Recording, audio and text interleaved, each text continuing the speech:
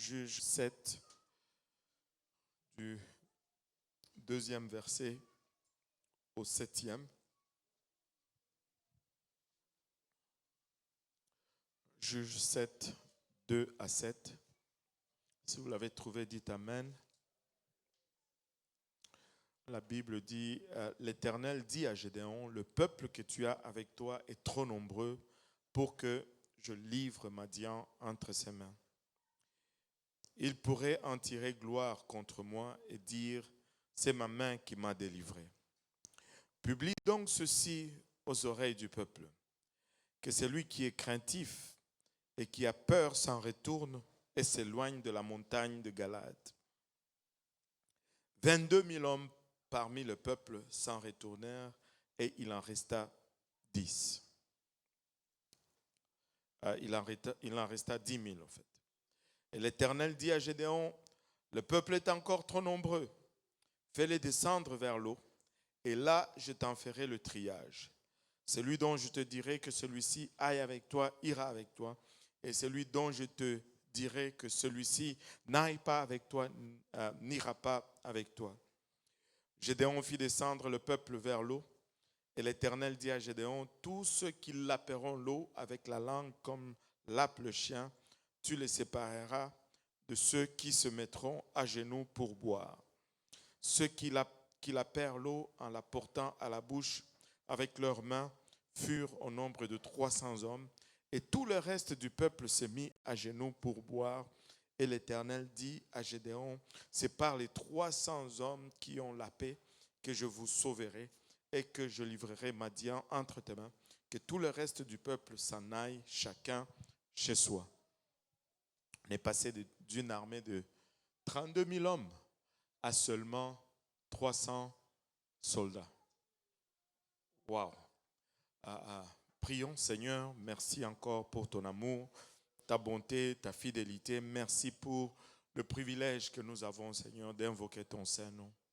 Père, alors que nous sommes réunis, Seigneur, pour entendre de ta part, sonder ta parole, Seigneur, nous prions que tu nous aides, car nous réalisons combien nous sommes des êtres charnels, des êtres naturels, Papa. Et cette parole qui est esprit et folie pour nous. Et de par nous-mêmes, Seigneur, nous ne pouvons la saisir. Mais avec ton aide, Papa, nous pouvons la recevoir, Papa, la comprendre, la partager.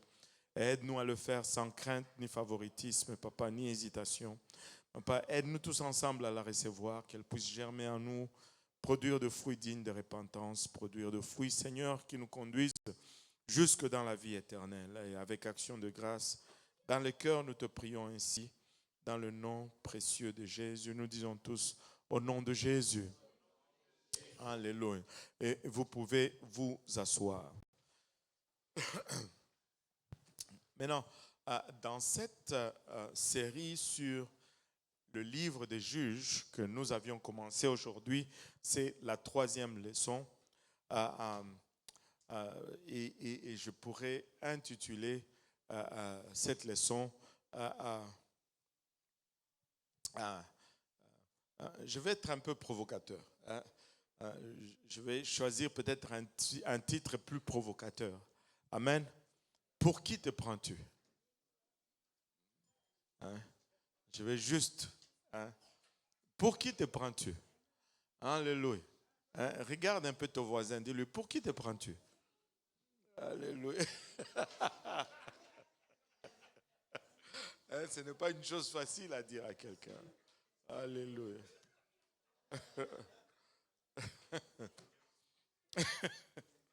Mais non, nous avons vu dans cette série, premièrement, notre première leçon, nous avons vu comment Israël avait reçu la promesse de la part de Dieu d'un territoire.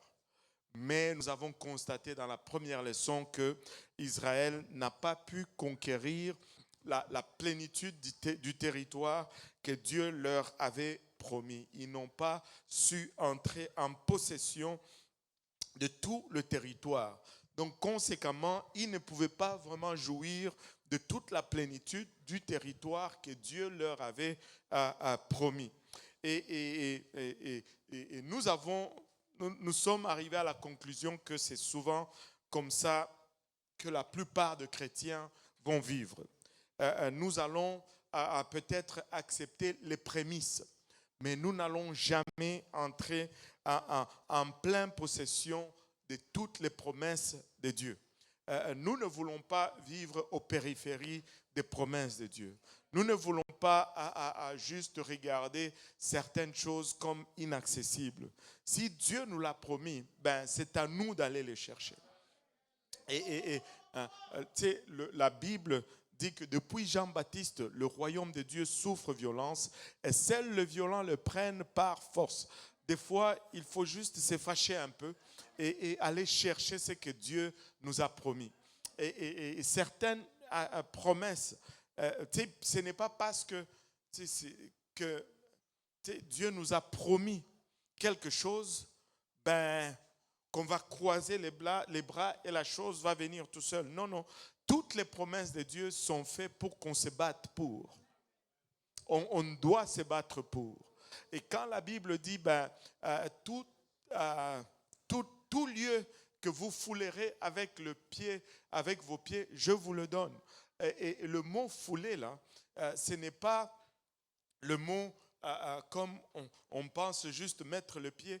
Même si on regardait le fait de mettre le pied, si tu mets ton pied sur un insecte, ben, tu l'écrases.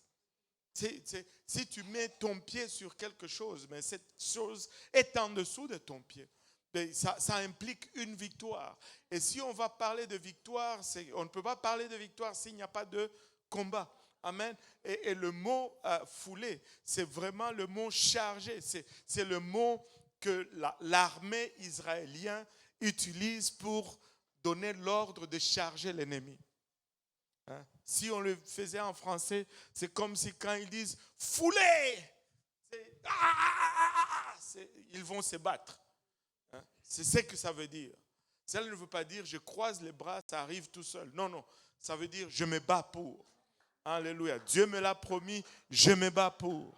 Et vous savez, Caleb, on lui avait promis la montagne. Et la chose drôle avec l'histoire de Caleb, c'est que tu ne vois même pas dans la Bible où Dieu lui dit que cette montagne sera à toi. Mais quand le moment est venu, il est allé voir Josué, il a dit que cette montagne, c'est à moi. Et là, Dieu lui dira, ben, plutôt Caleb, Josué lui dira, ben, va te battre. Il est allé, il a chassé les géants, il a conquis. Il faut qu'on aille prendre nos promesses. Il faut aller les chercher. On ne peut pas juste... on ne veut pas pleurnicher, on veut se battre. Amen. On cherche la bagarre. Des fois, il faut chercher la bagarre. Amen. Alléluia. Des fois, il faut juste chercher la bagarre. Je me rappelle toujours de... Moi, je ne sais pas si j'ai raconté cette histoire ici. Ma famille, c'est une famille de boxeurs. À un moment donné, même les femmes chez nous ont porté des gants de boxe.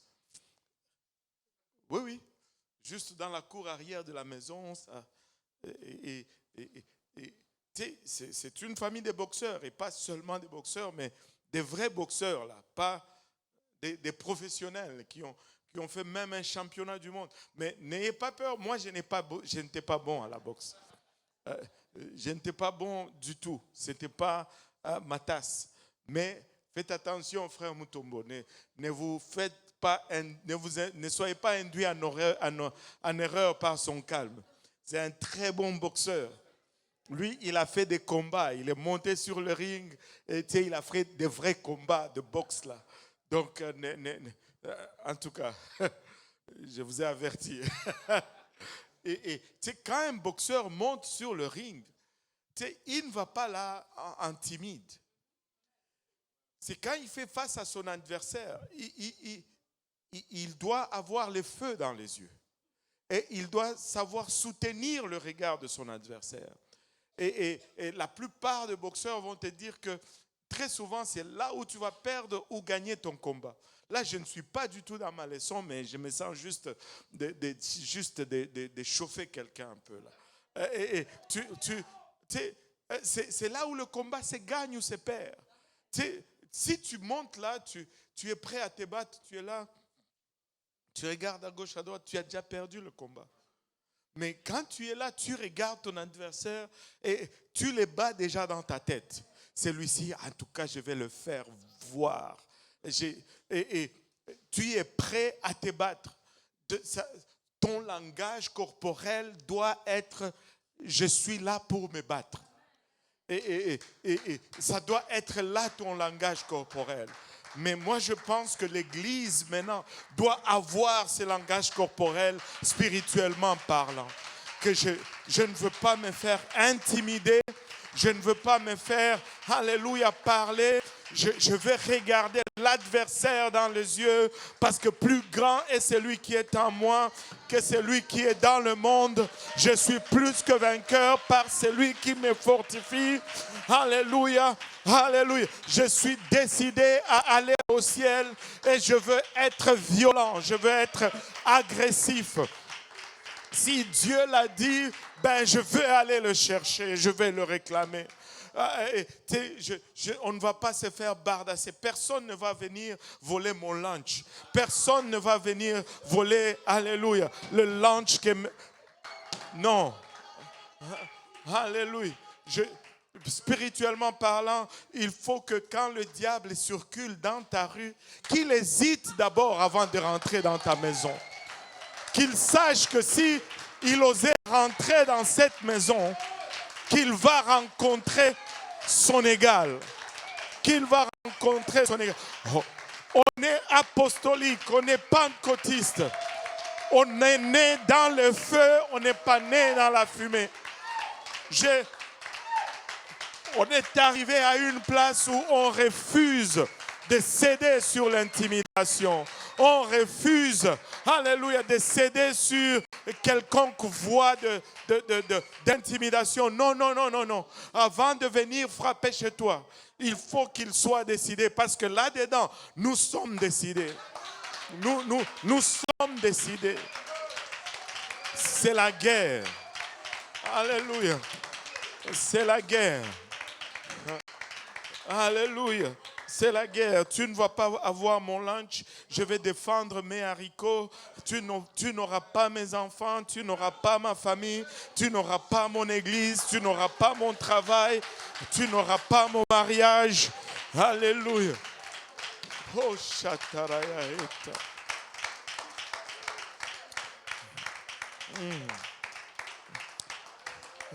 Alléluia. Nous voulons entrer dans la plénitude de nos promesses. Nous voulons entrer dans la plénitude de nos promesses. Je vois un peu ici le banc du collège Montmorency. Tu sais, ils m'ont peut-être chassé de Montmorency. Mais laisse-moi te dire, l'étude biblique continue à Montmorency. Alléluia.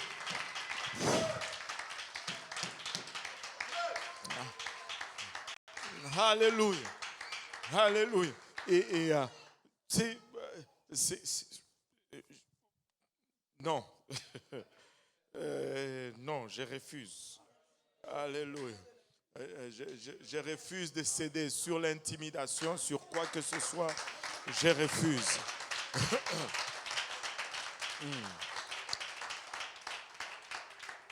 Alléluia. Gloire au nom de Jésus.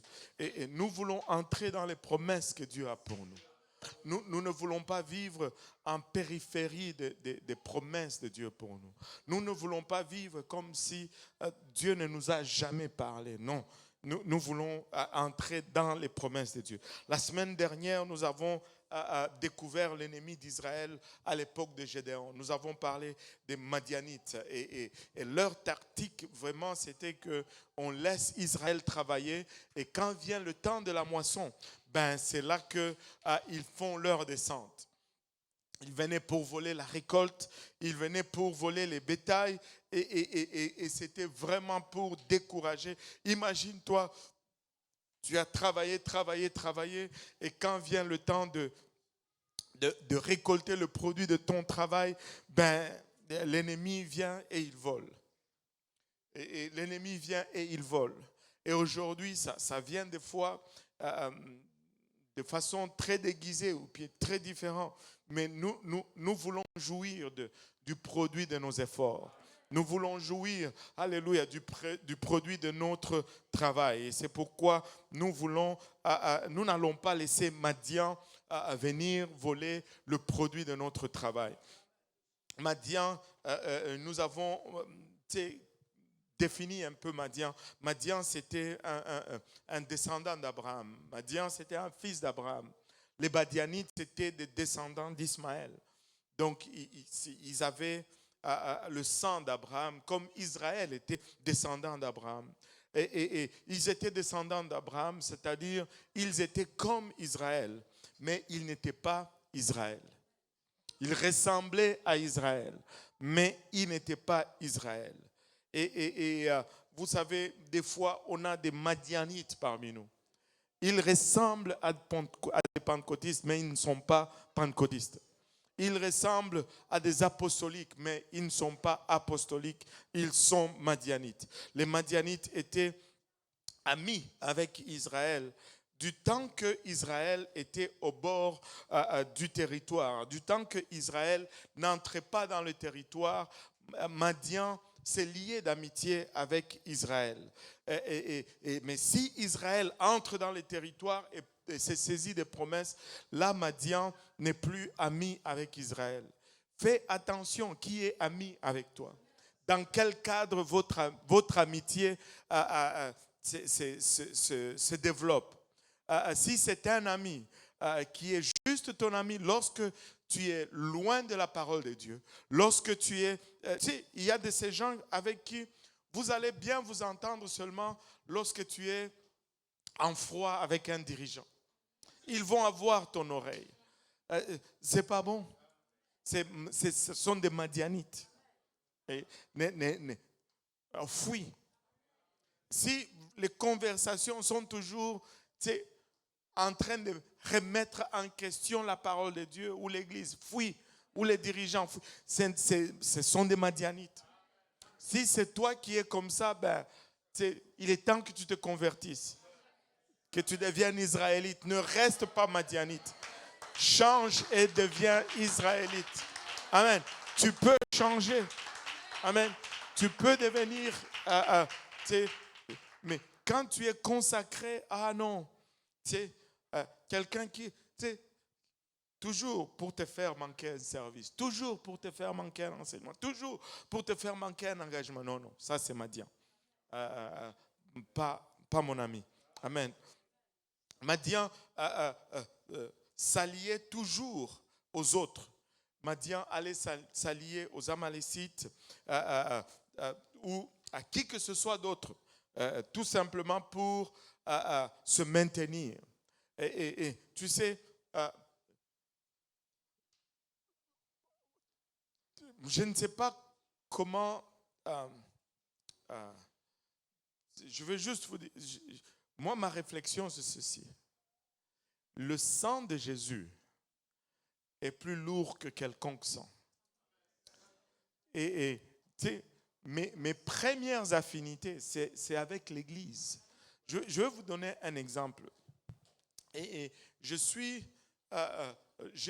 quand je suis arrivé ici, j'ai fait 20 ans avant de retourner chez nous au Congo pour la première fois. Et quand je suis retourné au Congo, avant de quitter, j'avais un ami très, très, très proche, un partenaire de crime.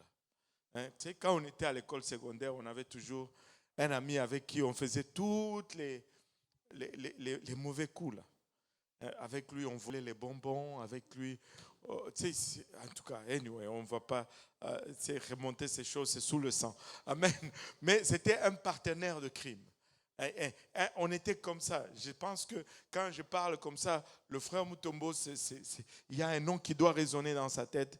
Il s'appelait Ilunga Mukandi. Ide. Son prénom c'était Ildefonse, mais nous on l'appelait Ide. Ide. Alléluia. Vous riez du prénom de mon ami. Hein?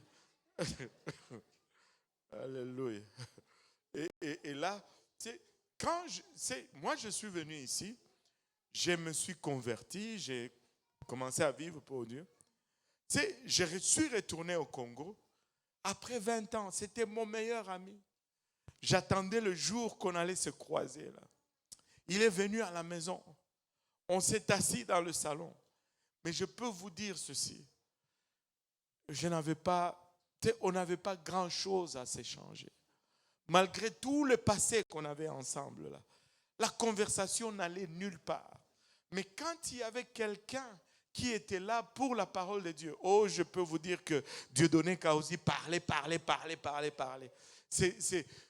C'était une sensation étrange. Je n'avais plus rien en commun avec le type. Ce qu'il me disait, ce n'était même plus drôle, au fait. On était ailleurs. Et tu sais,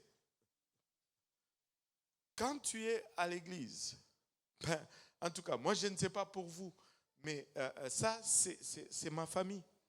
Peut-être ce n'est pas parfaite, mais je ne connais pas de famille parfaite. Peut-être, c'est pas parfait, ok, mais c'est celle que Dieu nous a donnée. Amen. Alléluia. Et tu sais, on ne va pas s'allier avec d'autres personnes. Non. Oh non.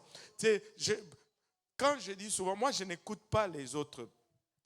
Je n'écoute pas. Je suis à la maison, je vais manger à la maison. Je ne veux pas être madianite. Je ne veux pas m'allier avec qui que ce soit contre ce qui se fait ici. Et, alléluia, je sais où je suis né. Alléluia, je connais mon père, je connais ma mère, et c'est clair. Alléluia. Mon père, c'est Pasteur Graham, ma mère, c'est l'église pentecôtiste unie de Saint-Laurent. Point final. Cherche midi à 14h si tu veux, mais moi, je ne suis pas madianite. Je connais mes origines, je sais où je suis. Je ne m'allie avec personne d'autre. Personne d'autre. Et personne d'autre. Il ne faut pas chercher midi à 14h. Amen. Et comme on dit en France. Et les Madianites, tu sais, le nom de Madian signifie bagarre, dispute, querelle. Et tu sais, si tu es source de querelle, ben, peut-être que il faut devenir israélite. Il faut arrêter d'être madianite. Amen. Tu sais, okay. Qui n'a jamais eu des disputes ou un malentendu avec un frère ou une soeur? Ça n'existe pas. Mais si dans toutes les querelles, ton nom revient, là, tu dois peut-être te demander si tu es madianite ou pas. Amen. Le problème avec tel, oh, tu étais là. Problème avec tel, oh, tu étais là. On va commencer à se dire, oh, bon, peut-être que tu devrais te convertir en Israélite. Maintenant, et la seule façon de combattre les Madianites, on a vu que l'esprit de Madian s'était centré sur lui-même. Moi d'abord. Et la seule façon de combattre l'esprit de Madian, c'est d'avoir l'esprit de Gédéon. Et on va voir comment cet esprit est caractérisé. L'esprit de Gédéon, c'était Dieu d'abord. Ouais, Gédéon, au départ, il n'avait pas cet esprit. Et c'est pourquoi il y a de l'espoir pour nous tous aujourd'hui ici. Amen. Alléluia. Il a dû travailler sur lui-même pour arriver à cette place-là. Au départ, il n'était pas animé de cet esprit de Dieu d'abord. Amen. Et il a lutté contre des obstacles. Gédéon a dû surmonter les obstacles pour arriver à cette place-là. Mais quand il a lutté, il a gagné. Au départ, il n'était pas prêt. Vous savez, un esprit qui dit « moi d'abord ». Regarde, on doit arriver à une place où il n'est pas toujours question de mon plaisir ou mon avantage ou qu'est-ce que je profite. Non. Tu sais, quand tu commences à penser aux autres d'abord, tu vas voir que Dieu va commencer à penser à toi d'abord. Mais tu sais, tu sais, il faut avoir cet esprit-là. Il faut juste, tu sais, le développer. Amen. Et tu sais, Gédéon était prêt à croire en Dieu quand la situation semblait impossible. C'est parce qu'il est parti de moi d'abord à Dieu d'abord. Amen. Et parce qu'il a été prêt à croire que si Dieu dit ceci à mon propos, je vais le croire. Amen. Il n'est pas arrivé à cela d'un coup. Vous savez, il a demandé, il a sorti le toison. Seigneur, que le toison soit mouillé, que la terre soit sec. Seigneur, que la terre soit sec et le toison soit mouillé. Seigneur, que le toison soit mouillé, la terre soit... C'était un processus pour arriver à une place où maintenant, ce que Dieu dit, c'est ça qui est. Amen. Et Dieu a dit à Gédéon, comme on l'avait vu le mercredi passé, tu as déjà ce qu'il te faut pour vaincre les Madianites. Il a dit, va avec la force que tu as. Dieu ne lui a pas donné une autre force. Il ne lui a pas donné autre chose. Gédéon devait partir avec ce qu'il avait. Et très souvent, nous cherchons une puissance. Nous cherchons, non. Si tu as reçu le Saint-Esprit, tu as ce que ça prend. Et tu peux aller. Mais si tu ne vas jamais avec ce que tu as, tu n'auras jamais plus. Jamais tu n'auras plus. Il dit, va avec ce que tu as et tu vas vaincre Madian. Et tu vas mettre fin à ce vol de récolte. Tu vas mettre fin à ce vol de moisson. Et c'est comme si Dieu disait à Gédéon, crois en ce que je dis de toi. Dieu dit, vaillant, comment il a dit? Vaillant héros. Et là, Gédéon était comme, hein? C'est moi ça? Et nous avons vu comment Dieu lui parlait. Mais il répondait, où sont les miracles? Si Dieu est avec nous, où sont les miracles? Alors qu'il était en train de parler à Dieu. Et crois en ce que Dieu dit que tu es. Et ne cherche pas à obtenir quelque chose que tu n'as pas, mais cherche plutôt à être à la hauteur de ce que tu as. Cherche à exploiter ce que tu as. Nous avons tellement de richesses en Christ. Nous avons tellement de choses en Christ. Et là, je vais encore poser cette question. Pour qui te prends-tu? Amen. Pour qui te prends-tu? J'aurais pu être diplomatique, mais je voulais vraiment que ça rentre en nous. J'aurais pu dire, qui penses-tu être aujourd'hui? Mais ça c'est pas provocateur. Moi, je voulais vous provoquer aujourd'hui. Pour qui te prends-tu? C'est la même chose. Mais pour qui te prends-tu? Amen. Alléluia. Et tu sais, la plus grande épreuve pour Gédéon a eu lieu dans le passage que nous avons lu, où Dieu lui dit de rassembler une armée pour aller maintenant se battre contre Madian. On est fatigué qu'ils viennent pour voler nos récoltes. On va aller, on va se battre. Et il a fait une convocation. Rassemble, et c'est comme si tout le monde était un peu fatigué. 32 000 personnes sont sorties. Waouh! 32 000 personnes sont venues. Quelle armée! C'est une très bonne armée. 32 000 personnes. Ils se sont rassemblés. Mais comme nous l'avons lu dans l'histoire, Dieu dit, ça c'est trop nombreux. Si vous allez comme ça, vous allez commencer à penser que c'est par vous-même que vous avez eu la victoire. Demande seulement que celui qui a peur rentre chez lui. Chose qu'il ne fallait pas demander. Que celui qui a peur rentre chez lui. 22 000 personnes poids disparaissent comme ça. C'était une armée de poltrons. C'était une armée de peureux. Moi, je me rappelle un peu. Aïe, aïe, aïe. Là, je vais chercher des problèmes. Non, laissons ça là. Ça, je vais avoir des problèmes. Tu sais, des fois, tu te dis, nous sommes en groupe. On va aller se battre. Là, tu es à l'avant. Tu dis, yeah. Et là, tu regardes, les autres continuent aussi à venir. Et puis là, tu penses que tu as le renfort en arrière de toi. Mais là, tu dis, comment ça, ils ne sont pas intimidés? Là, tu regardes, tout le monde est déjà parti.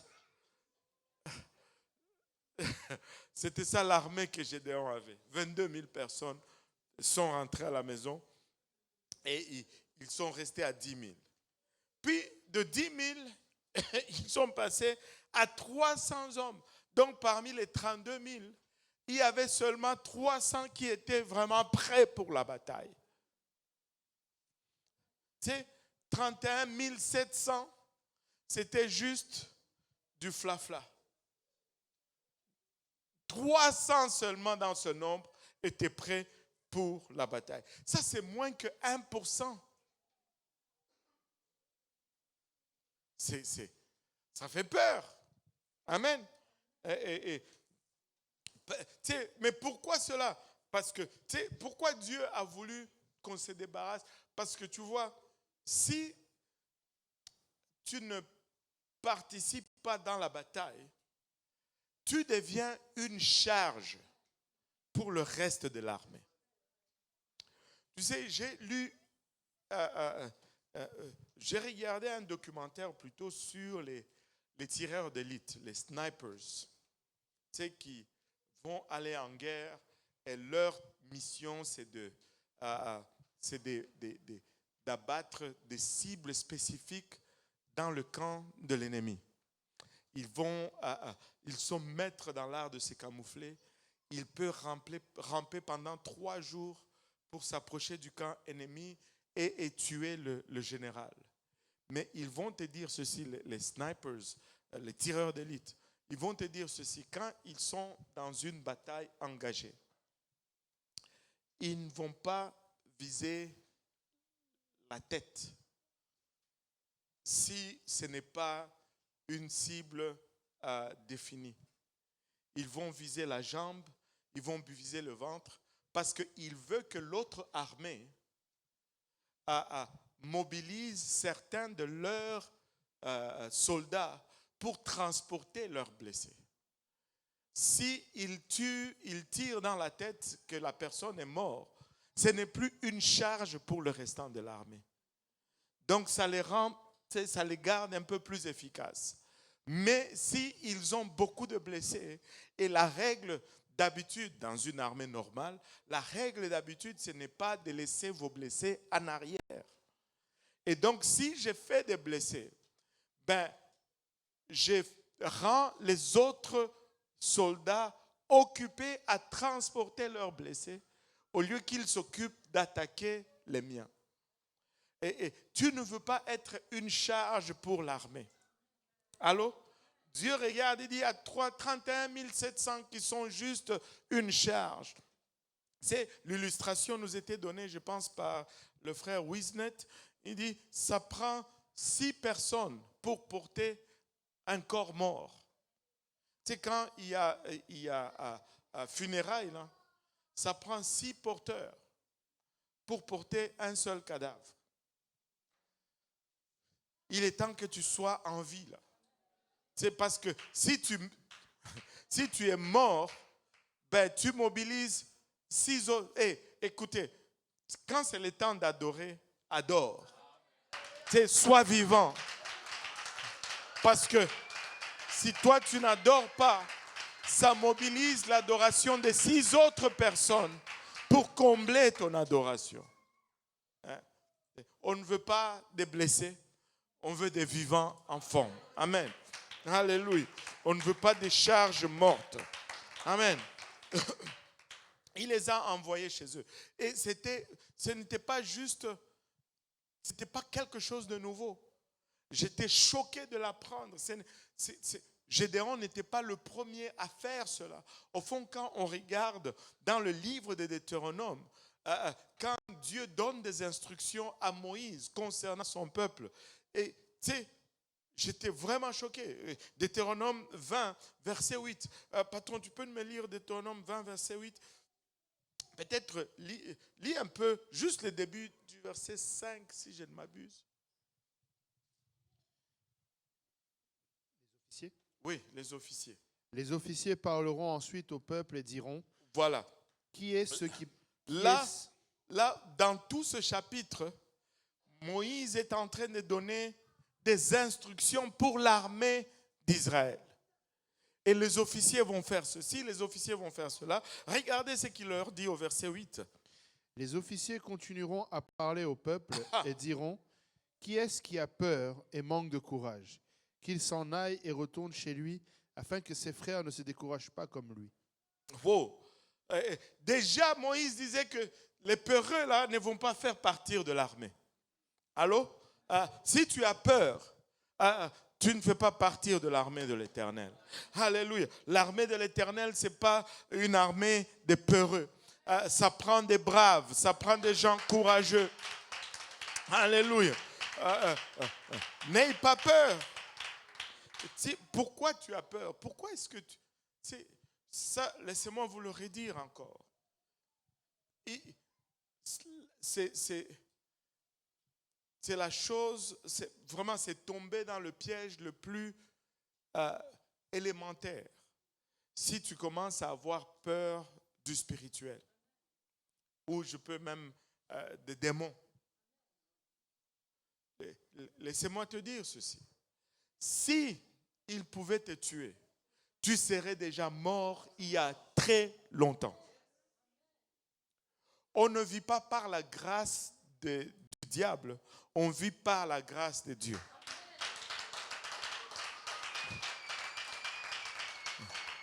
Si tu es encore vivant, c'est parce que le diable ne peut pas te tuer. Alors, réalise cela et vis.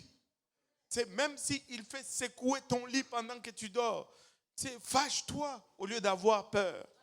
S'il fait bouger tes rideaux ou tes meubles, dis-lui assez et chasse-le au lieu de que c'est toi qui fuis. S'il fait cela, c'est pour que tu aies peur, au fait. Et quand tu as peur, tu ne peux plus rien faire en ce qui concerne Dieu. Il est temps que le diable commence à te respecter un peu. Allô?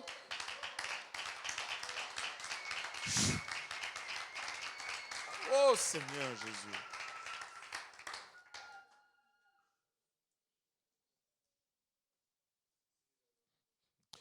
Oh Seigneur Jésus. Hébreux 11, verset 1.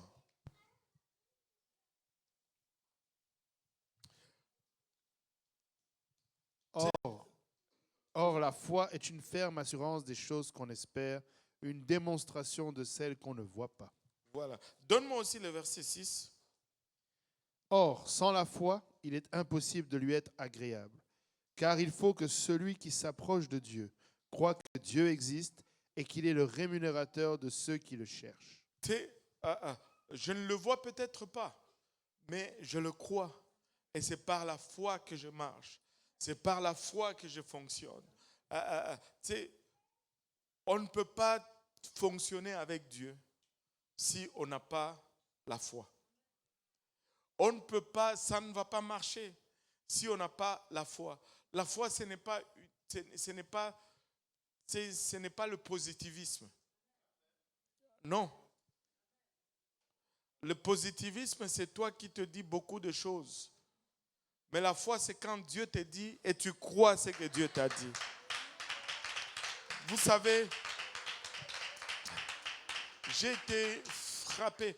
Tu sais, des fois, on se perd souvent. J'ai été frappé par quelque chose. On était dans la réunion de multiculturelle hier et avant-hier. Je suis arrivé aujourd'hui. Et sous le département multiculturel, il y a le ministère de sourds. Avez-vous réalisé qu'il n'y a pas de ministère d'aveugles, mais il y a le ministère de sourds?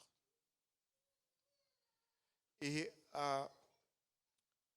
c'est seulement hier que je l'ai réalisé. Au fond, les sourds, là, ils ont leur langue.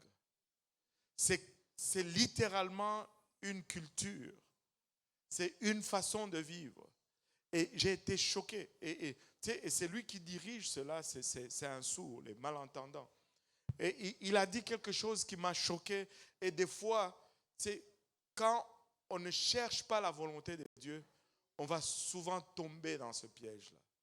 C'est qu'il dit ceci que 99,9% des sourds qui vont à l'église, ce n'est pas parce qu'ils veulent être guéris de cela.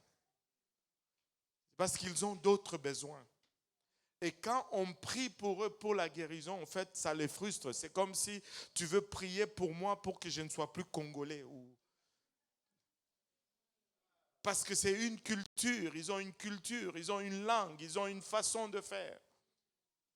Il dit, si un sourd vient à ton église, ne te précipite pas pour prier pour lui, pour que Dieu le guérisse. Ce n'est pas ça, ce n'est probablement pas ça la première raison pourquoi il vient à l'église. Waouh! Mais nous, on va être là, Dieu ne les a pas guéris.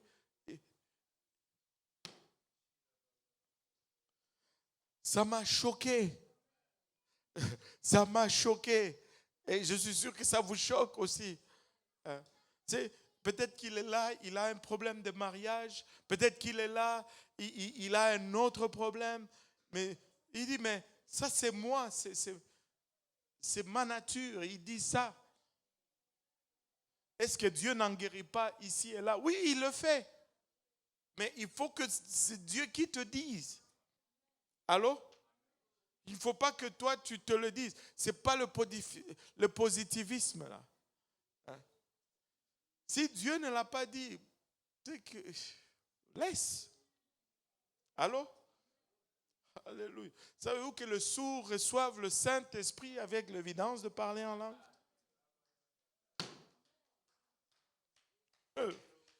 Seigneur Jésus. Des fois, nous avons nos concepts et très souvent, c'est basé sur l'égocentrisme. Moi, je veux voir un miracle, pas parce que j'ai la compassion pour la personne, mais parce que je vais juste voir la puissance de Dieu. La puissance de Dieu, ce n'est pas pour le show, là. C'est pour le travail. C'est pour le travail. Et Dieu va déterminer quand il fait et comment il fait. Seigneur Jésus. Dieu réduit d'abord l'armée parce qu'il veut avoir juste des gens qui ont foi. Et ensuite, il a dit que c'est lui qui a peur. Partez. 22 000 sont partis. Maintenant, de 10 000 qui restaient, il dit, vous êtes encore nombreux. Allez à l'eau. Et la façon qu'ils vont boire, je vais te déterminer qui va rester et qui ne va pas rester. Il ne dit même pas à Gédéon, c'est lui. Non, allez d'abord. Quand ils vont boire, je vais te dire qui tu vas garder et qui tu ne vas pas garder. Et ils vont là-bas et Dieu lui dit, regarde, ceux qui lapent l'eau, qui prennent l'eau dans la main et qui lapent comme ça, c'est ceux-là que tu vas garder. Mais ceux qui se couchent et qui mettent même leur visage dans l'eau, là, renvoie-les chez eux. je m'étais, quand même, en toute honnêteté, j'ai dit, Seigneur, mais où est la différence? La différence, c'est que il y en a qui sont couchés et d'autres sont encore debout. La différence, c'est que ceux qui sont debout, c'est parce qu'ils se disent que ça peut arriver à n'importe quel moment. Mais ceux qui se couchent, ils se disent, bon, ça va, on a encore le temps. Non! Dieu veut des gens qui croient qu'aujourd'hui, Dieu ne cherche pas des gens qui vont croire pour demain ou pour après-demain. Non, non, non. Dieu cherche des gens qui croient maintenant. Il est le Dieu de maintenant. Il s'appelle Je suis. Il ne s'appelle pas Je serai. Non, non. Il s'appelle Je suis.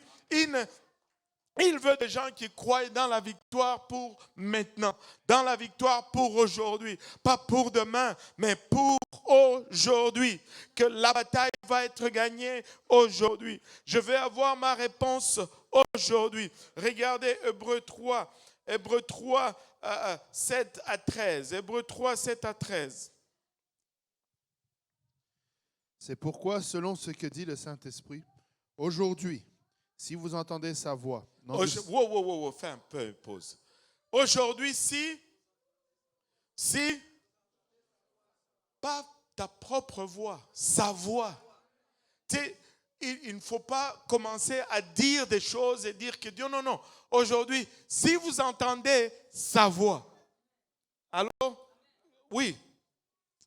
Si vous entendez sa voix, n'endurcissez pas vos cœurs, comme lors de la révolte, le jour de la tentation dans le désert, où vos pères me tentèrent pour m'éprouver. Ils virent mes œuvres pendant 40 ans. Aussi je fus irrité contre cette génération, et je dis, ils ont toujours un cœur qui s'égare. Ils n'ont pas connu mes voies. Je jurai donc dans ma colère, ils n'entreront pas dans mon repos. Prenez garde, frères, que quelqu'un de vous n'ait un cœur mauvais et incrédule, au point de se détourner du Dieu vivant. Mais exhortez-vous les uns les autres, chaque jour, aussi longtemps qu'on peut dire aujourd'hui, afin qu'aucun de vous ne s'endurcisse par la séduction du péché. Waouh! Aussi longtemps qu'on peut dire aujourd'hui. Alléluia. Aussi longtemps qu'on peut dire aujourd'hui, on va s'exhorter les uns les autres. Aussi longtemps qu'on peut dire aujourd'hui, on va s'encourager, on va se battre. On ne va pas permettre des discours de doute, des discours de découragement. Non, non, non, non. Dieu va le faire. Dieu va le faire. On a foi qu'il va le faire. Alléluia. On a foi qu'il va le faire. Vous savez, tu sais, il faut marcher selon la parole de Dieu. Il ne faut pas marcher. Mais je me rappelle, on avait une réunion ici. Peut-être le patron va s'en rappeler. C'est une réunion des francophones, une session de travail. Et j'ai présenté le besoin de l'œuvre francophone.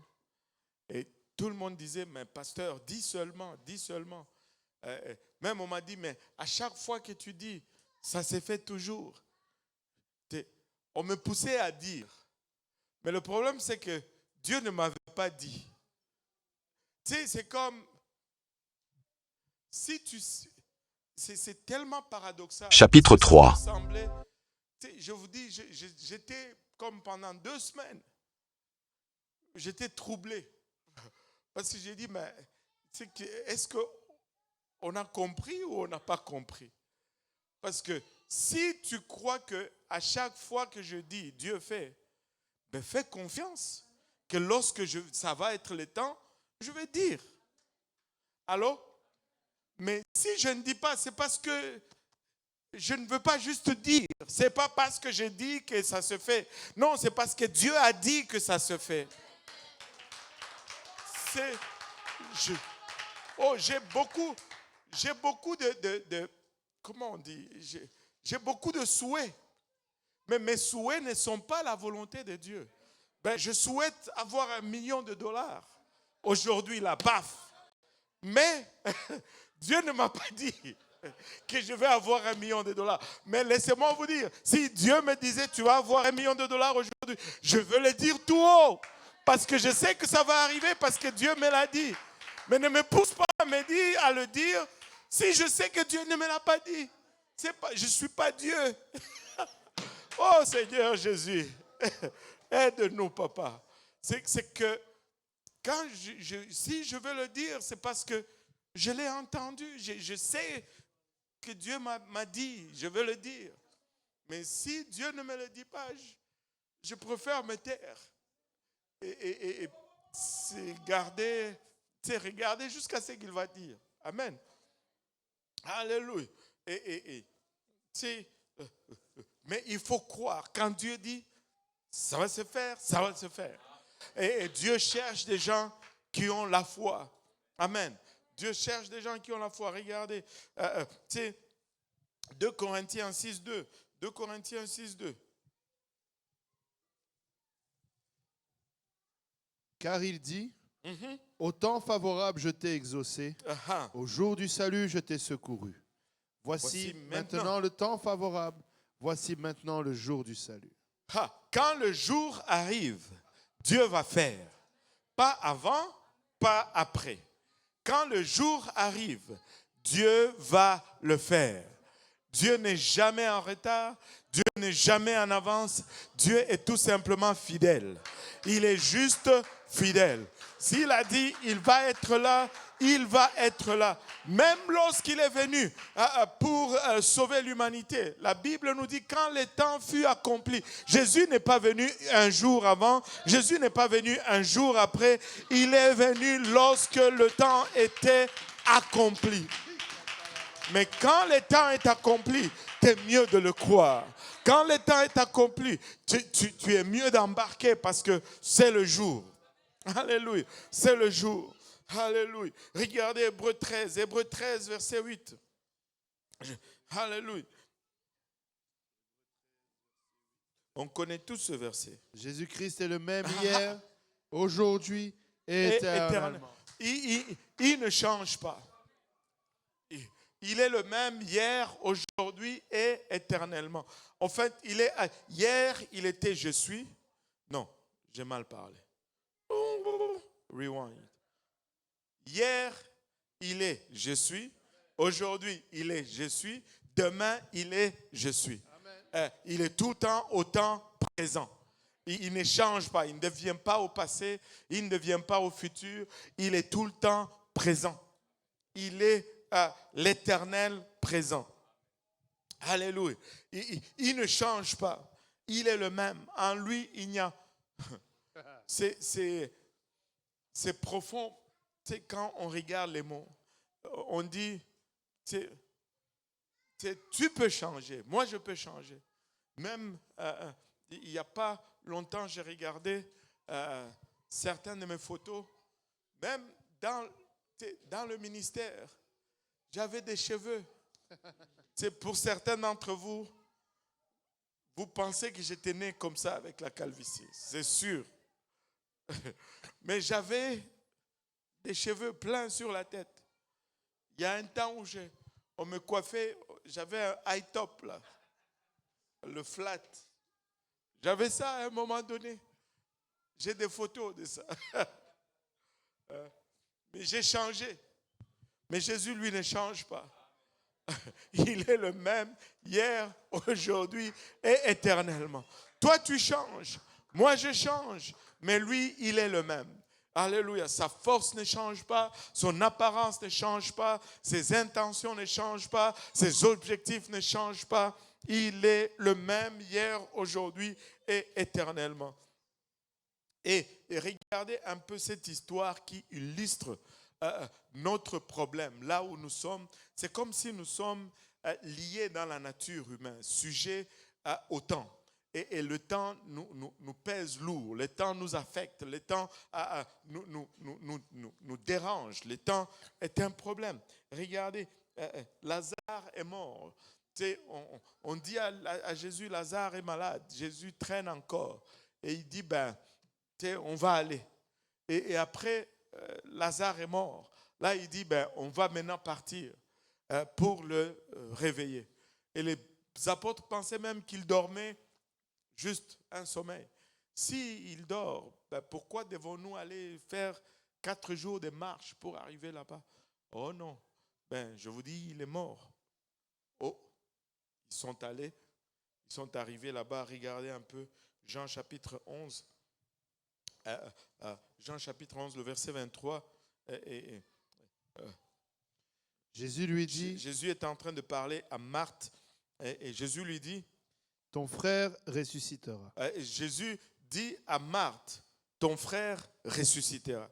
Et regardez la réponse de Marthe. Je sais, lui répondit Marthe, qu'il ressuscitera à la résurrection au dernier jour. Wow! Elle a cru pour un Dieu qui travaille dans le futur. Mais pour aujourd'hui, Lazare est mort. Oui, je sais, tu peux faire quelque chose dans le futur, mais pas maintenant, Seigneur. Là, on est aujourd'hui quand même. Hein? Et Jésus lui dit au verset 25. Jésus lui dit, je suis la résurrection et la vie. Celui qui croit en moi vivra, quand même il serait mort. Et quiconque vit et croit en moi ne mourra jamais. Crois-tu cela? Waouh! Crois-tu cela? Et Jésus lui dit littéralement, non, je vais le ressusciter. Parce que je suis la résurrection et la vie. Il n'a pas dit, je serai la résurrection. Il dit, je suis la résurrection et la vie. Il est tout le temps au temps présent. Écoutez, nous devons commencer à croire. Quand Dieu nous dit, c'est ça, c'est ça. Alléluia. Quand il nous dit, c'est ça, c'est ça. Amen. Et regardez Romains 14, verset 23. Romains 14, 23. Celui qui a des doutes au sujet de ce qu'il mange est condamné, parce qu'il n'agit pas par conviction. Tout ce qui n'est pas le produit d'une conviction est péché. Tout ce qui n'est pas produit d'une conviction est péché. Dieu n'aime pas les doutes. Vous savez, je l'écris toujours tout haut. Il y a un principe de base. Et le principe, c'est le principe de la sémence. Et le diable utilise ce principe. Ce principe peut te rendre tellement fort, mais ça peut te rendre aussi tellement faible. Parce que le diable utilise ce principe encore et encore et encore. La première des choses que tu dois réaliser, c'est que la raison pourquoi le diable nous tente, c'est parce qu'il ne peut pas nous faire pécher. S'il pouvait juste te faire pécher, il allait te faire pécher. Allô? S'il pouvait mettre cette cigarette dans tes lèvres et faire aspirer la fumée dans tes poumons, il allait le faire. Mais parce qu'il ne peut pas le faire, il va te tenter pour t'induire à le faire.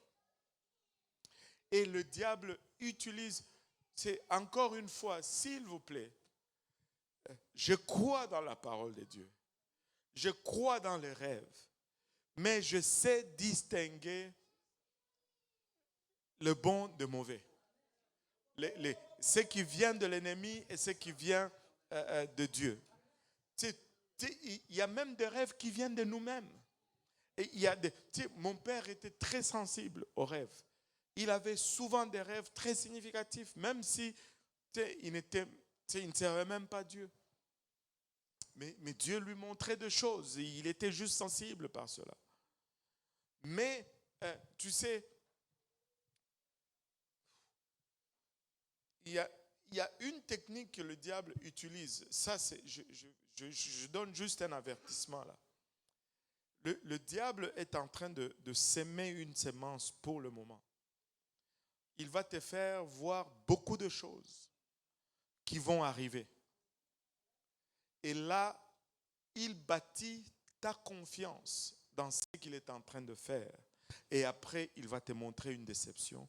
Et parce que tu as acheté toutes les autres choses, tu vas acheter aussi la déception. Au lieu de te baser sur la parole, tu t'es basé sur ce que tu rêves ou ce que tu ressens.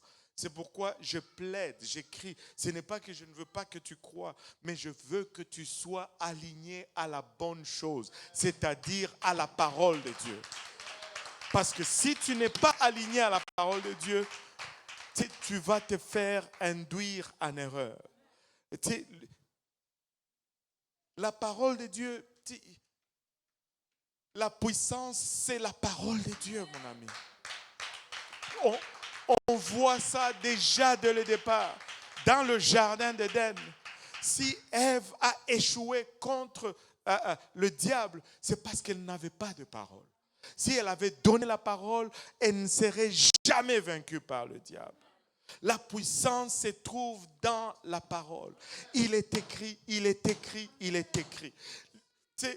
Ève et Adam ont échoué dans le jardin. Dieu nous le montre. Jésus nous le montre lorsque le diable le confronte. Il est écrit, il est écrit, il est écrit. Ne passe pas à côté de cela à cause des tendances. Il y a beaucoup de tendances aujourd'hui parce qu'on cherche ce qu'on n'a pas au lieu d'utiliser ce qu'on a. Utilisons ce qu'on a. Et on est à la porte où on gagne, où on perd. Mais si on perd, on risque de perdre tellement lamentablement parce que tu ne vas pas arriver à te reprogrammer parce que tu t'es tellement laissé programmer par...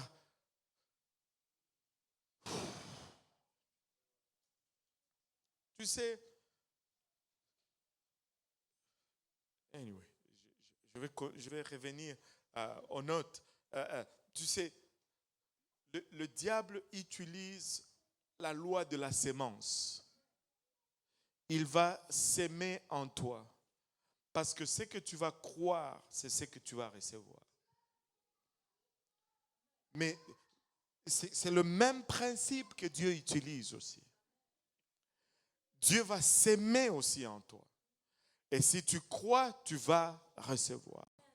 Mais il faut que tu différencies la sémence de Dieu et la sémence de l'ennemi. Et tu n'as pas d'autre façon de la différencier que par la parole de Dieu. C'est pourquoi il faut rester aligné avec la parole de Dieu. Anyway. Les 300 hommes de Gédéon, ils n'étaient pas plus intelligents.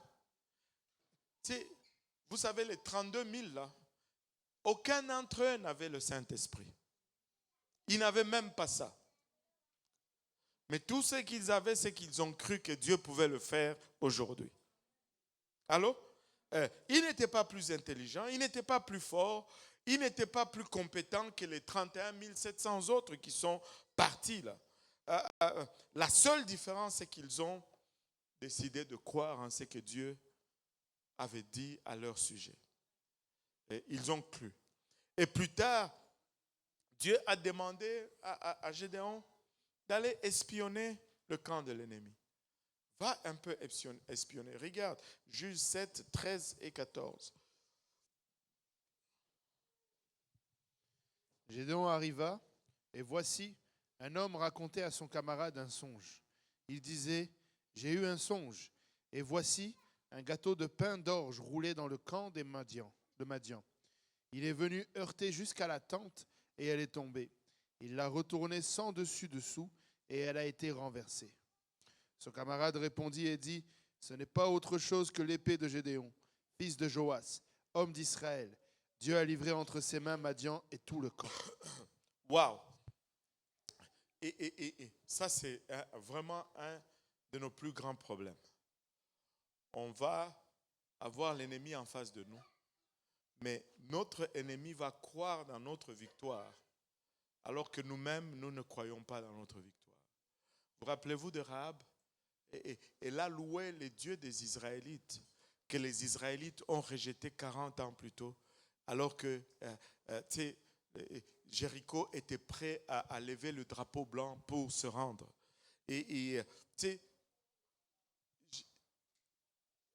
Gédéon va espionner le camp des Madianites et il entend ce que Madian est en train de dire. Vous savez, 22 000 hommes ont eu peur de Madian. Ils sont partis. Alors que Madian était en train de dire, pour nous là, les carottes sont cuites. Allô? Et si on regarde, et regardez ceci, il dit, qu'est-ce qu'il dit? Et voici un gâteau de pain d'orge roulé dans le camp de Madian. Il ne dit pas un gâteau de pain de blé. Et vous savez, j'ai découvert aujourd'hui que l'orge, c'est le bourgour. Je ne veux plus manger de bourgour. L'orge, et vous savez, l'orge, c'est un céréal de moindre qualité. C'est comme du blé cheap. Il y a, dans la Bible, Dieu va parler de deux moissons. La première moisson, c'est la moisson de l'orge. Et la dernière moisson, c'est la moisson de blé. La moisson de blé, mais la dernière moisson est de meilleure qualité. Nous avons le Saint-Esprit et toutes ces choses. La première moisson, il n'y avait pas tout cela. Et il dit l'orge, il dit un gâteau d'orge, il ne dit pas un gâteau de blé. Donc, Dieu n'a même pas besoin de la meilleure qualité pour vaincre son ennemi. Toi, tu te dis, oh, moi, je ne... Non, tu es assez. Va avec la force que tu as. Tu es juste assez. Et l'orge, c'est un céréal utilisé principalement par les pauvres. Si tu ne peux pas acheter du blé, tu achètes l'orge. et quand tu faisais un gâteau d'orge, ça devenait dur. Il fallait pour le manger, il fallait le croquer. Parce qu'il était tellement dur, quand il tombait, il roulait. Un pain, ça tombe, ça absorbe le choc.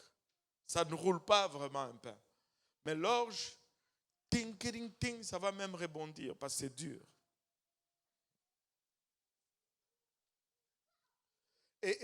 Dieu ne le donne pas seulement comme ça, mais c'est vraiment...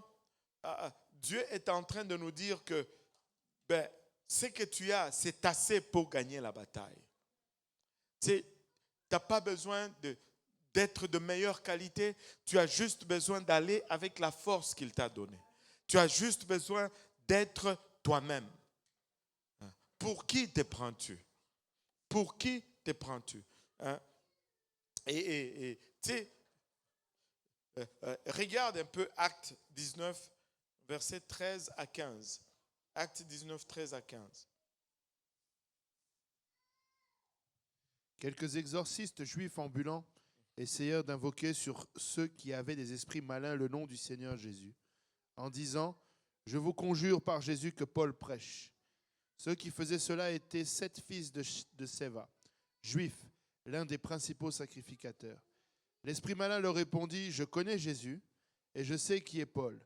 Mais vous, qui êtes-vous » Je connais Jésus et je connais Paul. Mais vous, qui êtes-vous? Ça me rappelle l'histoire d'un de nos anciens, Charles Maheny. Il avait un puissant ministère de prison. Il était allé dans une prison. Et il allait toujours dans des prisons des durs. Où il y avait des condamnés à mort. C'est des gens qui étaient tellement des animaux, possédés comme pas possible. Je n'ose même pas raconter certaines choses qui se sont passées juste parce qu'il est allé là-bas. Il est allé voir un des prisonniers et quand il sortait de là, passait devant la cage d'une prison, quelqu'un avec qui il n'a jamais parlé. Mais c'était le démon en lui qui parlait au fait. Le type le regarde et lui dit, Maheny, I know you. Et il est sorti de là. La plupart d'entre vous allaient commencer à avoir peur et dire, oh, je dois déménager. Non, mais pour lui, il était content. Il dit, ils me connaissent. Mon nom est connu. Il faut que les diables te connaissent.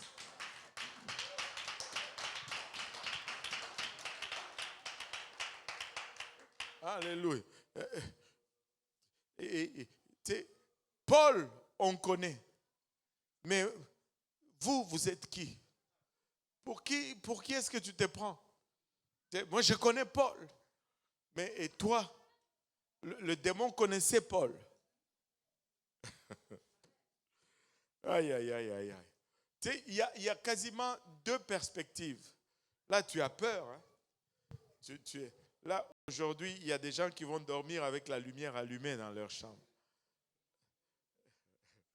Éteins la lumière, dors tranquille. Amen. Parce que tu as besoin que la lumière soit éteinte pour que ton sommeil soit réparateur. S'il y a la lumière, c'est là que tu vas commencer à halluciner après et puis tu vas dire, oh le diable. Non, c'est parce que tu n'as pas bien dormi, ton cerveau n'a pas pu produire, c'est quoi là? C'est la mélatonine et puis ça prend que il fasse noir dans la chambre pour que ton cerveau commence à produire la mélatonine. Donc, dors, éteins la lumière. Amen. Et ne garde pas la lumière allumée. Alléluia. Tu sais, il y a deux perspectives de voir les choses dans la parole de Dieu. La perspective de l'Ancien Testament, la perspective du Nouveau Testament. Si on prend dans l'Ancien Testament, prenons David, l'homme au cœur selon Dieu. Regardez comment il se voit. Je vais juste énumérer les passages et dire l'idée qu'il a prononcée, parce que sinon, ça va être trop à lire tout ceci. C'est au moins 1, 2, 3, 4, 5, 6, 7, 8. Il y en a même beaucoup. Pour le compter, c'est beaucoup. Dans le psaume, dans le psaume 6, verset 3, David dit, je suis en manque. Il me manque quelque chose. Dans le même chapitre, psaume 6, il dit, je suis épuisé. Il réalise qu'il vit l'épuisement. Dans le psaume 22, 7, il dit, je suis juste un ver de terre. Il se compare à un ver. Dans le psaume 22, verset 15, il dit, je suis comme de l'eau qui s'écoule. Laisse-moi te dire, quand tu deviens comme de l'eau qui s'écoule, c'est parce que tu es au bout de ton désespoir. C'est-à-dire que tu vas à une place où tu ne veux pas aller.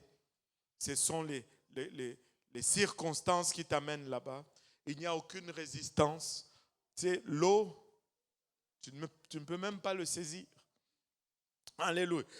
Au verset 16, il dit, je suis abandonné, malheureux. Psaume 31, 10, il dit, je suis dans la détresse. Psaume 31, 13, il dit, je suis oublié. Psaume 31, 13 encore, il dit, je suis comme un vase brisé. Wow, comme littéralement un vase brisé. Psaume 31, 23, il dit, je suis chassé loin de ton regard. Psaume 38, 7, il dit, je suis courbé, abattu au dernier point. Psaume 38, verset 9, il dit, je suis sans force. Le 38, verset 18, car je suis près de tomber, je suis à bout. Psaume 39, verset 5,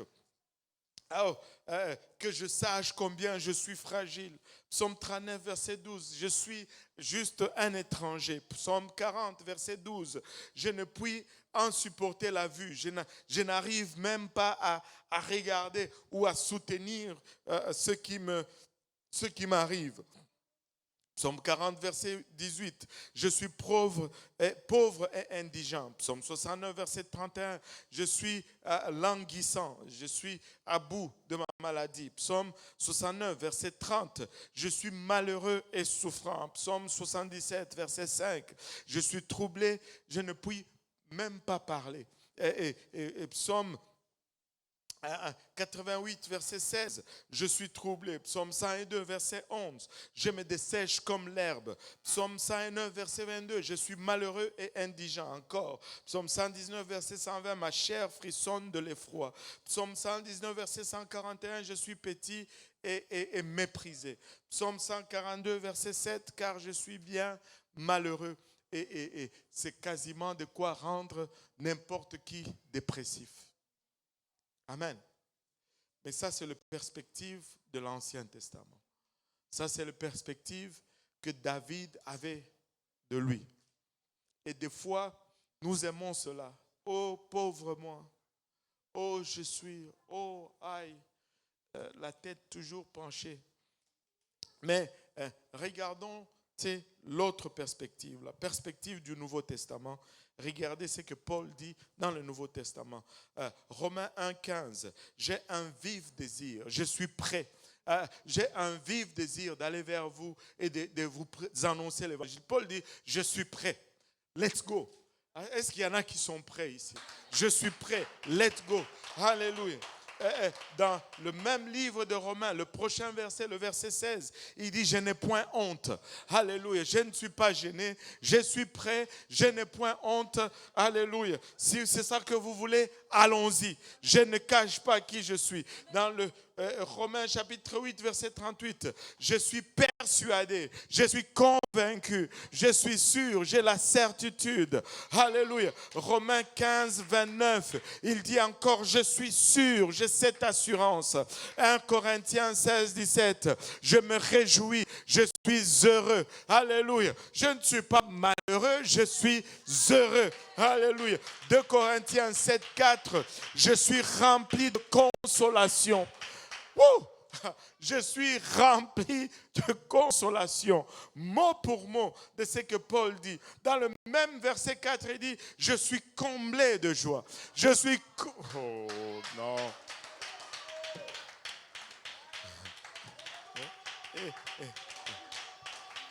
2 Corinthiens 11, verset 21, il dit, j'ai de l'audace. Tout ce que je peux oser, alléluia, je le fais. Alléluia. Il dit, si les autres ont osé, moi aussi je vais oser. Il y a des gens qui font n'importe quoi, alléluia, pour leur croyance. Nous, les chrétiens, nous ne voulons pas être timides. Nous allons aussi oser. Nous allons déclarer ce que nous avons à déclarer. Alléluia. Paul dit dans 2 Corinthiens 12, verset 10, quand je suis faible, c'est alors que je suis fort. Alléluia. Ephésiens 6, 20, il dit, je suis un ambassadeur. Je ne suis pas juste, vous savez, les ambassadeurs sont induits de pouvoir. Un ambassadeur, quand il circule dans la ville, il sait que le pouvoir de la place ne peut pas l'arrêter. Il a le privilège d'un ambassadeur. Vous savez qu'on n'arrête pas un ambassadeur. Tout ce qu'on peut lui faire, c'est de le renvoyer chez lui. Tout ce qu'on peut nous faire, c'est de nous renvoyer chez nous. Mais on ne peut pas nous arrêter. Non, non, non, non. Je suis un ambassadeur. Philippiens 4, 11, il dit, j'ai appris à être content de l'état où je me trouve. En d'autres termes, je suis satisfait. Ça là, oh Seigneur, aide-nous Seigneur. Si tu n'es pas satisfait, tu seras toujours malheureux. Toujours malheureux. Je suis plein de joie, je suis satisfait, j'ai de l'audace, j'ose, je suis un ambassadeur. Alléluia. Oh Sandarayaïsta. Regardez. Regardez ce qu'il dit dans Philippiens 4, verset 18 ici. Il dit, je suis dans l'abondance, j'ai été comblé de biens. Alléluia. Paul dit, je suis... Mais nous, on pleure toujours. Oh, j'ai pas assez. Paul dit, je suis dans l'abondance. Commence donc déjà par déclarer cela. Je suis dans l'abondance. Alléluia. Colossiens 1, 25, il dit, j'ai été fait ministre. J'ai été fait ministre. Dieu, en d'autres termes, j'ai été choisi. Tu n'es pas là par accident, pour l'amour de Dieu. Dieu t'a choisi. Il y en a qui pleurent. Oh, je suis le seul à servir Dieu dans ma famille. Oh, dans toute ma famille, c'est moi-même, c'est moi-même. Mais je regarde ça un peu différemment. Dans toute ta famille, Dieu t'a choisi toi d'abord. Il a regardé tous les membres de ta famille, il a dit, toi d'abord. Tu sais, regarde ça un peu positivement. Alléluia. Tu as été digne du choix de Dieu. Alléluia. J'ai été choisi. Alléluia. Et dans 2 Timothée 1:11, il dit, j'ai été établi. Il m'a établi. Dans 1 Corinthiens 15:10, il dit, par la grâce de Dieu, je suis ce que je suis. Alléluia. Pour qui te prends-tu? Oh, pour rien d'autre que ce que Dieu dit que je suis. C'est pour cela que je me prends. Je ne me prends pas pour quelqu'un d'autre. Alléluia. Je ne me prends pas pour ce que tu penses. Je me prends tout simplement pour ce que je dis, pour ce que Dieu dit que je suis. Je ne me prends pas pour ce que je pense que je suis. Je ne me prends pas pour ce que tu penses que je suis. Je me prends pour ce que Dieu dit que je suis. Par la grâce de Dieu, je suis ce que je suis. Je suis juste ce que je suis. Oh Seigneur Jésus.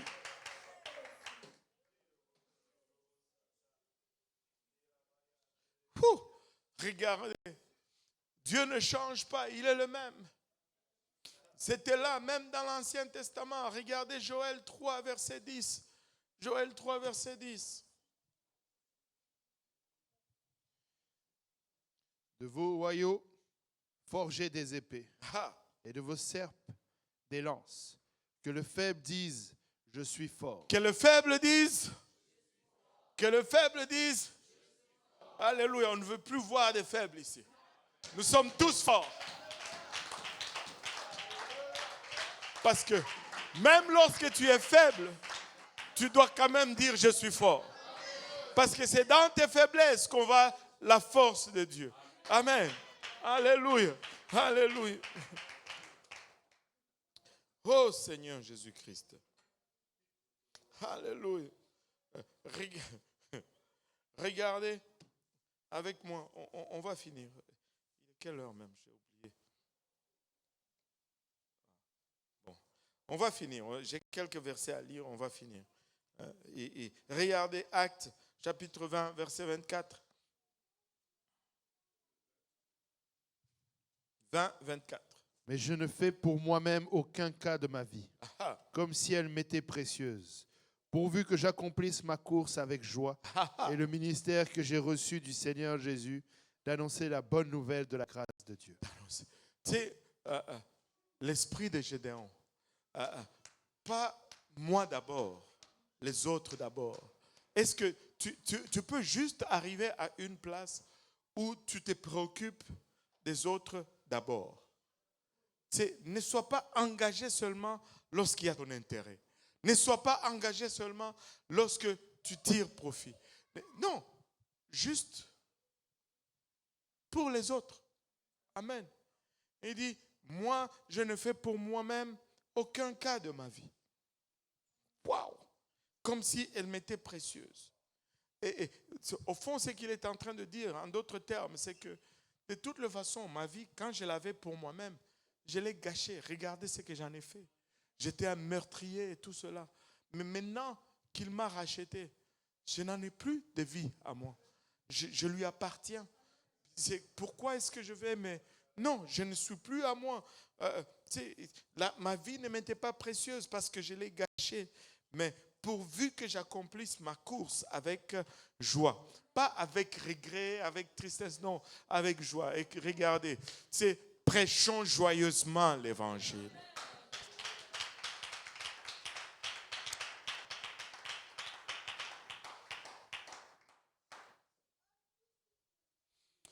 Hey, vous savez, nous allons presser vers l'avant.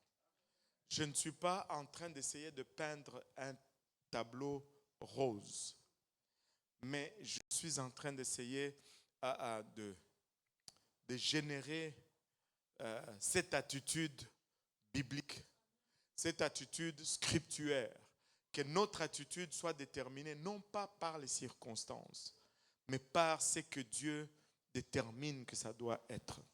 Et regardez un peu Juge 8, verset 4. Gédéon arriva au Jourdain et il le passa, lui et les 300 hommes qui étaient avec lui, fatigués, mais poursuivant toujours. Wow. Ah, tu dis Gédéon, à qui Dieu a dit, laisse aller 31 700 personnes, Ils étaient 300. Ils auraient pu commencer à se plaindre. Seigneur, on était nombreux. Ça allait être réglé très vite. Mais malgré leur fatigue, ils ont poursuivi. Fatigués, mais poursuivant toujours. Où est le Dieu qui leur a dit de laisser les 31 700 partir? Non, fatigués, mais poursuivant toujours. Il y en a peut-être parmi nous qui sont fatigués, mais n'arrêtent pas de poursuivre. Il y en a peut-être, alléluia, qui sont là fatigués, mais n'arrêtent pas de poursuivre. Dernier verset, je promets, dernier verset, Ésaïe 40, verset 28 à 31, dernier passage. J'avais dit dernier verset. Ne le sais-tu pas? Ne l'as-tu pas appris? C'est le Dieu d'éternité, l'Éternel, qui a créé les extrémités de la terre. Il ne se fatigue point. Il ne se fatigue point. Il ne se lasse point. Il ne se lasse point. On ne peut sonder son intelligence. On ne peut sonder son intelligence, c'est-à-dire il n'est pas à court de ressources. Il n'est pas à court d'idées. Ne pense pas que tu fais face à une situation que Dieu dit, ok, je vais un peu réfléchir. Non, non, non, non. Il sait déjà. On ne peut sonder son intelligence. Il a toujours une solution là. Même si toi tu ne la vois pas, lui, il sait déjà. Et continue. Il donne la force à celui qui est fatigué. Oh, il donne la force à celui qui est. Alléluia. Et il augmente la vigueur de celui qui tombe en défaillance. En défaillance. Les adolescents se fatiguent et se lassent. Oh. Et les jeunes hommes chancellent. Mais ceux qui se confient en l'Éternel à l'Éternel renouvellent leur force. Alléluia. Ils prennent le vol comme les aigles. Ils courent et ne se lassent point. Ils marchent et ne se fatiguent point. Alléluia. Au départ, on peut-être on vole. Mais après, on est peut-être fatigué, on ne vole plus, mais on commence à courir. Et après courir, on est peut-être fatigué, mais on continue de marcher. La clé, c'est ne jamais s'arrêter. Il ne faut jamais s'arrêter. Alléluia. Si tu es fatigué, marche, mais ne s'arrête pas. Alléluia. Si tu es fatigué, cours, mais ne t'arrête pas. Mais il faut que tu sois continuellement en mouvement. Il faut que tu sois continuellement en mouvement. Alléluia. Pour qui te prends-tu? Que penses-tu être? Alléluia. Je ne sais pas pour toi, mais moi, je suis un enfant de Dieu. Alléluia. C'est aussi simple que ça. Si je suis un enfant de Dieu, je dois être comme mon Père. Si tu es un enfant de Dieu, tu dois être comme ton Père. Et vous savez, les enfants vont être comme leurs parents. J'ai rigolé dans la réunion que j'ai même dérangé un peu. J'étais à Saint-Louis et Sifa et Raphaël sont venus à la maison. Et là, je pense que c'est David qui le filmait. Il a pris un yogourt et il essayait d'ouvrir le yogourt là, avec l'espèce de papier là. Quand tu tires le papier, tu liches d'abord. Ça révèle ton identité. Tous ceux qui sont nés en Afrique là, quand ils enlèvent le papier, ils lèchent toujours. Mais les enfants d'ici, ils vont enlever, ils vont jeter. Avez-vous remarqué? Nous, on lèche d'abord. On ne jette jamais sans lécher. Aïe, aïe, aïe, aïe. Oh là là. Même si tu as la cuillère. Et là, tu voyais Raphaël qui essayait d'ouvrir. Et on l'appelle Raphaël. Hein? Et puis, il essaie d'ouvrir, il n'arrive pas. Il essaie d'ouvrir, il n'arrive pas. Et puis, il fait... Ah! Il fait... Il chipe le petit. Parce qu'il a vu ses parents faire. J'ai dit à ses parents, faites attention à ce que vous faites en face de cet enfant. Parce qu'il aime une machine à copier. Il fait ce que ses parents font. Allô? Et si nous sommes les enfants de Dieu, ben nous allons faire ce que notre Père fait. Amen. Alléluia. S'il ne se fatigue pas, il ne se décourage pas, il n'est jamais vaincu, alors moi non plus. Je ne me fatigue pas, je ne me lasse pas, je pousse, je persévère. Si Dieu croit au réveil, moi aussi je vais croire au réveil. Si Dieu dit, ben, le diable est vaincu, moi aussi je vais croire que le diable est vaincu. Et vous savez, si nous devenons une telle église, le diable ne pourra pas survivre. Il ne pourra pas survivre. Changeons notre mentalité. Et une personne comme ça, le diable va dire, avec lui, si je m'engage, je suis mieux de m'engager. Il faut qu'il réfléchisse à 2 fois avant de venir te déranger. S'il te dérange, tu commences à pleurer. Demain, il va venir. C'est ceux qui sont à l'école là. Comment on les appelle, les intimidateurs, les bullies. Ils vont toujours s'en prendre à ceux qui pleurnichent. Tu ne vas pas prendre mon lunch. Amen. Tu prends mon lunch, on va se battre. Je ne cède pas mon lunch. Je ne cède pas mon lunch. Je suis peut-être pas fort, mais on va se battre. Alléluia. Je vais engager. Si tu viens, tu vas me trouver. Alléluia. Et tu vas me trouver. Est-ce qu'il y a des gens qui sont décidés ici? Est-ce qu'il y a des gens qui veulent voir, alléluia, la main de Dieu, la gloire de Dieu? Si tel est le cas, tu peux t'élever. Si tu te dis, je veux changer mon attitude. Alléluia. Je vais changer mon approche. Je refuse de céder à l'intimidation. Je refuse de céder, alléluia, au discours du diable. Alléluia. S'il dit qu'il est fort, mais moi aussi je dis que je suis fort. On va se voir. Alléluia. J'engage. Le royaume de Dieu souffre violence et seuls le violent le prennent par force. Tu n'auras pas mon église, tu n'auras pas ma famille, tu n'auras pas mon mariage, tu n'auras pas ma maison, tu n'auras pas mes enfants, tu n'auras pas mon avenir, tu n'auras pas mes finances. Alléluia. Non, non, non, non, non, non. Alléluia. Si on peut élever nos voix et nos mains, alléluia, alors que nous nous abandonnons entre les mains du Seigneur, alléluia, nous partons d'être abattus, alléluia, et à avoir du zèle, à avoir de l'assurance. Nous partons, alléluia, alléluia, d'être des vers à être des enfants de Dieu. Je ne suis pas un ver de terre, je suis le Fils du Très-Haut, je suis la prunelle de son œil, l'objet de son affection. Kiramaya itaraba oloboyosa. Orikatamanaya itaraba oloboyosanda.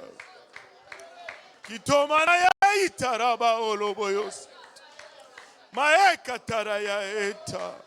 Orokatamanaya eta.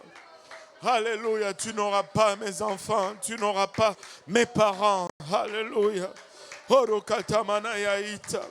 Il y en a qui doivent recommencer à se tenir dans la brèche pour leurs parents. Il y en a qui doivent recommencer à se tenir dans la brèche pour leurs enfants. Il y en a, alléluia, qui doivent revenir, alléluia, à cette agressivité qu'ils avaient une fois.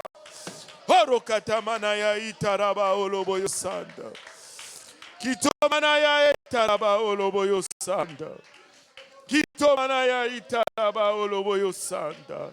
Orimaya kitaraya eta. Alléluia. Il y en a qui doivent élever leur voix et se dire, assez c'est assez. Assez c'est assez. Il a bachata. Assez c'est assez. Orokatamanaya ita. Alléluia. Orokatamanaya etaraba oloboyosanda.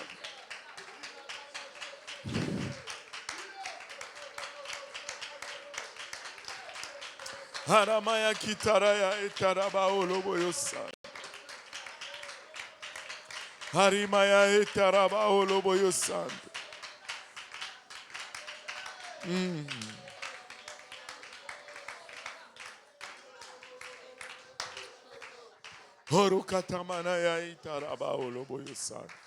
Alléluia. Gloire au nom de Jésus. Vous savez, ce n'était pas seulement dans la boxe qu'il y avait de l'intimidation avant le combat. Vous savez que même dans un match de foot ou de soccer, il y a eu une partie d'intimidation. Quand les équipes rentrent sur le terrain, tu vois des joueurs qui chacun prend un ballon et il est en train de jongler. Il fait des jongles. Ça, c'est pour montrer ses habiletés. Il est en train d'envoyer un message à l'équipe adverse. Nous avons le talent, nous avons l'habilité. Nous n'allons pas être un morceau facile. Il y a certains d'entre nous devons apprendre juste à jongler avant le match, juste à montrer de quoi je suis capable. Parce que plus d'intimidation. Amen. Nous refusons de céder à l'intimidation. Amen. Dieu nous a positionnés pour la victoire. Dieu nous positionne pour la victoire. Amen. Alléluia.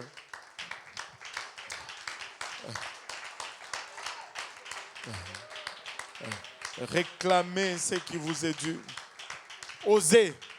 Osez. Alléluia. Dans vos écoles, osez. Ne prenez pas un nom comme finalité. Osez. Battez-vous. C'est notre année. C'est notre année. Et nous allons le faire. Amen. Nous allons avoir un grand réveil. Alléluia. Que le Seigneur vous bénisse, qu'il vous accompagne, qu'il fasse vraiment reluire sa face sur vous et qu'il se montre puissant à votre part et qu'il vous infuse juste cet esprit de zèle, cet esprit de Gédéon et soyez des vaillants et des vaillantes. Ça se dit vaillante? Bon, soyez des vaillantes et des vaillants héros. Amen. Avez-vous remarqué, il n'a pas dit, ça vient de tomber tout simplement dans l'esprit là. C'est le bonus. Il n'a pas dit vaillant guerrier. Il le déclare déjà héros.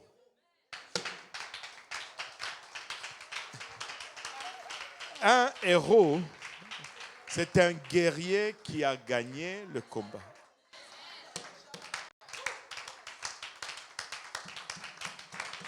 Ah!